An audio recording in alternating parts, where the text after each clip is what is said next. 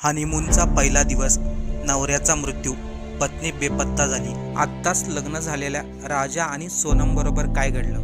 इंदोरमधील राजा रघुवंशीचं 23 मेला सोनम बरोबर लग्न झालं. हनीमूनसाठी ते मेघालयमध्ये फिरण्यासाठी गेले होते, पण तिथे गेल्यानंतर राजा आणि सोनमचा कोणताही संपर्क झाला नाही. त्यामुळे सोनमचा भाऊ, राजाचा भाऊ हे दोघंही त्यांना शोधण्यासाठी मेघालयमध्ये गेले. तसेच तिथं पोलिसांमध्ये तक्रार दिली.